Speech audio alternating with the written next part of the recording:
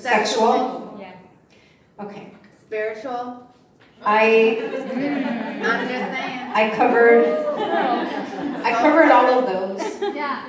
And sadly enough, even though I thought leaving my marriage, I'm done with the abuse, I discovered there was another type of abuse. And I learned that because somebody opened my eyes to it and said, wow. So I've been living another type of abuse even though I love my abuser. Or until I finally made him move out 4 years ago. And it's systematic abuse. So then they use the court system and all the systems that there are to keep abusing you mentally, emotionally, just wearing you down, wearing your soul, wearing you down. So the reason why I say this was because back then where I decided, because I was an entrepreneur, I had businesses with my husband at the time, and I thought, how in the world am I ever going to leave?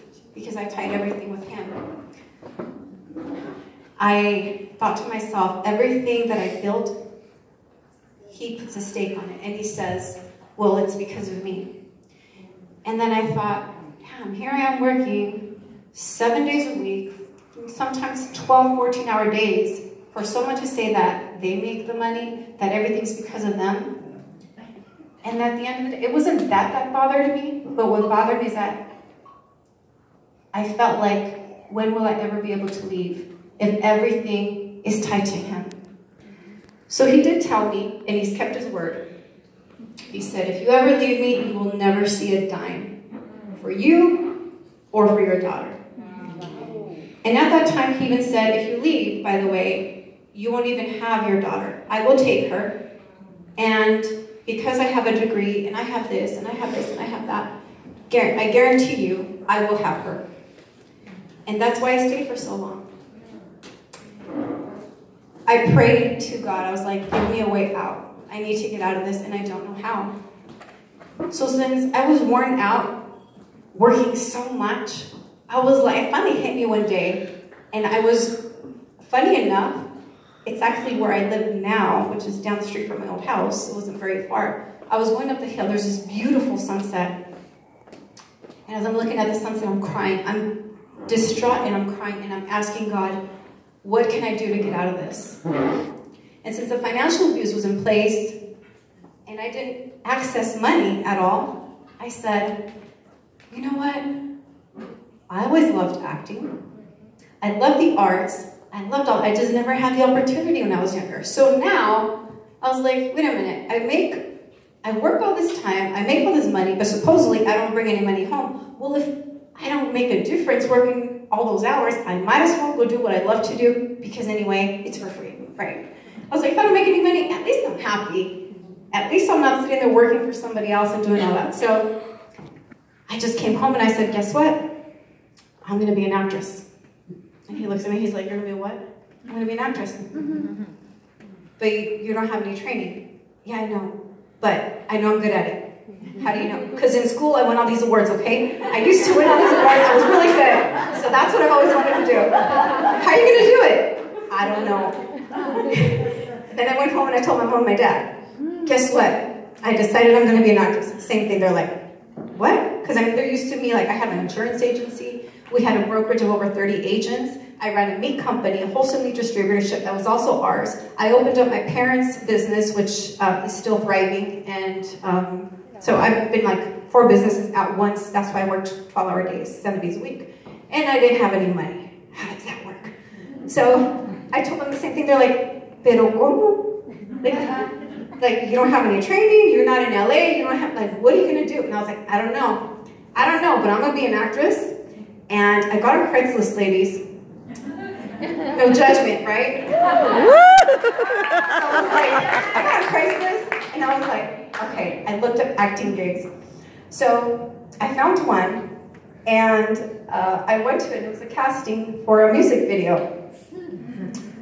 So, okay, I go in, and I was going into the elevator, and luckily I ended up meeting the director was a female. And I ended up doing that video. She really liked me. Then she called me for the next video, and I was like, oh, cool. Then it was a 3rd video for another artist, and I was like, okay, I don't want to be a video vixen now. Don't judge me. It was 2 of too short and 1.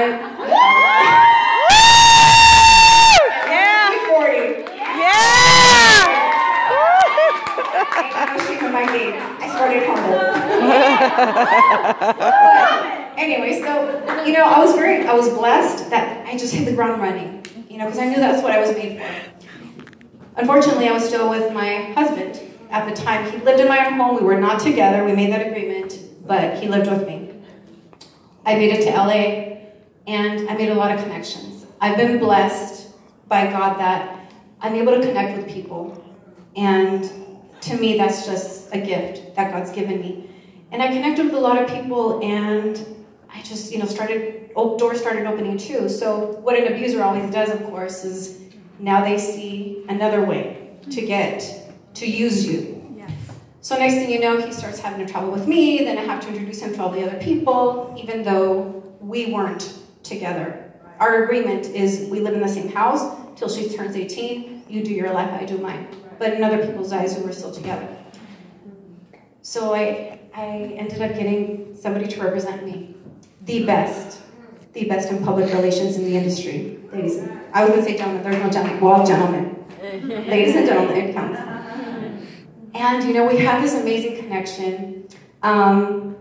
She probably doesn't remember me, but the way I met her is I was in the Cabo International Film Festival, or Mexico and USA Independent Film. And I get on the red carpet, and she's just like, what's your name? And I said, Mia Perez. And she introduced me after Virginia Madsen, before Isai Morales. And I'm like, walking the red carpet, and I'm like, and I'm just like, who is it? Like, but it was like a dream. I had just done an independent film here in the Bay Area. And that's where her and I connected. So we built a friendship with that. There was a picture I posted on Facebook the other day, and it was so special to me because I remember that day we took the photo. And her and I had already built a friendship. I was already traveling to LA and going with her to different events, and she saw something in me. Without me saying anything yet, she saw something in me. And the day came, we had a meeting, and that photo that we took, I remember after that meeting, the conversation that we had was also with my ex-husband at the time. And as I walked her to the parking lot, I just couldn't hold it in. And I remember telling her, I said, everything he just proposed to you, don't listen to him. I don't want him to screw you over. Like he had already started screwing a lot of people over in the industry out there. And she looked at me, and I remember still that she said, there's this sadness in your eyes, Mia. And I won't forget that day because I looked at her and I just said, I don't know how much longer I can do this. And I remember her hugging me, and she just went like this to me, and she just said, Mia, she said, don't worry.